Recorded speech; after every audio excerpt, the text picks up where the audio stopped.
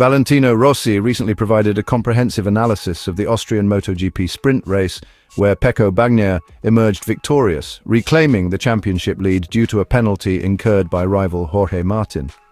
In a discussion with Sky Italia, Rossi highlighted Bagnaia's stellar performance throughout the weekend, emphasizing his consistent strong starts and overall pace. Pecco comes into this weekend in incredible form, starting strong right from the first practice, Rossi remarked. He's not just fast, he's remarkably composed and has improved across the board. His ability to consistently nail the start is reminiscent of champions like Verstappen in Formula One. It's a crucial skill and he executes it flawlessly. Rossi also praised Bagnaia's racing style, noting, "He's aggressive but clean, which is a rare balance. He knows how to push the limits without crossing into dirty racing. Riding the Ducati requires a mix of aggression and finesse, and Pecco has mastered that." Regarding the championship battle between Bagnaia and Martin, Rossi acknowledged the tight competition. They're neck and neck in points, which sets the stage for an exciting finish. Martin is fast and consistent, much like last year when he fought for the championship until the final race. Reflecting on Ducati's dominance at the Red Bull Ring, Rossi commented, "This track has traditionally favoured Ducati thanks to their engine's power advantage. Pecco has proven to be a master here, always competitive." As for Marc Marquez's potential impact, Rossi recognised Marquez's prowess in wet conditions but hoped for dry weather on race day. Marquez is strong in the rain, and with the Ducati he adapts quickly. However, for the sake of the race atmosphere and everyone's enjoyment, dry conditions would be ideal, Rossi added. In conclusion, Rossi sees the championship battle intensifying as the season progresses. Both Bagnaia and Martin are in top form. It will be fascinating to see how they navigate each race weekend from here on. This expanded narrative encapsulates Rossi's insights into the Austrian MotoGP, highlighting key moments and dynamics shaping the current season's title chase.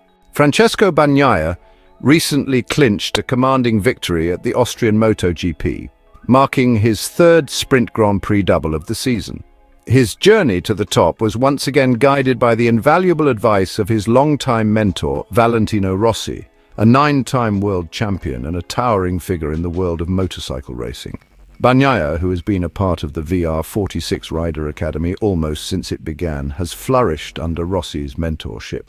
The bond between the two goes beyond the track, with Rossi's wisdom continuing to play a pivotal role in Bagnaia's development as a rider. Ahead of the race in Austria, Rossi offered Bagnaia some straightforward yet impactful advice. "Before the race, Vale just told me that what I did yesterday in the sprint was already great, so I should just try to repeat that," Bagnaia shared during the post-race press conference. The simple but effective guidance from Rossi helped set the tone for Bagnaia's performance in the main race. Bagnaia further elaborated on the close-knit fraternity that exists among the VR46 Academy riders, emphasizing how Rossi's influence extends to all members of the team. After the race, Vale was really happy, especially because Celestino Vietti won his first race of the year. He wasn't in the best situation, so we're all very happy for him. I think Bezzecchi had a great race too, and even though Franky's race wasn't the best, he managed to make a strong comeback. Overall, it was a fantastic weekend for the Academy, Bagnaia said, highlighting the camaraderie and support that define the VR46 Academy. For Bagnaia, Rossi's opinion is not just valuable, it's indispensable. Even when Rossi isn't physically present at the track, Bagnaia makes it a point to seek his mentor's perspective. "It's always important to have Vale with us, but I talk to him a lot, even when he's not here," Bagnaia explained. "We text a lot, and I think his insights are incredibly useful for me. When he's at the track, he has to focus more on his own team, but we still make time to talk in the evenings, like we did yesterday and on Friday. I really rely on his point of view." Reflecting on his race in Austria, Bagnaia expressed his satisfaction with his performance and the strategy he employed to secure victory. "Yesterday's race was great, and I got a bit lucky with Jorge's penalty," Bagnaia admitted. "But today we maintained a fantastic pace. It was incredible how fast we were. My goal was to be just a little bit quicker than Jorge on each lap, so I could create a gap in the latter part of the race and manage the situation better. I had a lot of rear tire movement on the straight, so having that gap was crucial to control the race." Marc Marquez recently opened up about the chaotic sequence of events that plagued his start at the Austrian MotoGP, detailing how a series of pre-race issues set the stage for a challenging race. before even mounting his Gresini Ducati GP23. The 8-time world champion faced unexpected complications in the garage that would ultimately impact his performance on the track. The trouble began when Marquez discovered that his front start device, crucial for launching off the grid, wasn't functioning properly. This malfunction led to a disastrous start, where he lost valuable ground heading into turn 1. Adding to the misfortune, Marquez got tangled with Franco Morbidelli under braking, which pushed him further back in the pack, dropping to 13th place. However, what many didn't know was that the root of these issues started long before the race began, with a seemingly small but significant problem involving his front tire. As Marquez walked into the Gresini garage just 30 minutes before the race, TV cameras captured an unusual scene: 2 mechanics frantically sprinting past him with a front tire in hand. The reason for the rush soon became clear. According to Marquez, the team had discovered a broken valve in the front tire when they checked the pressure, triggering a scramble to replace it.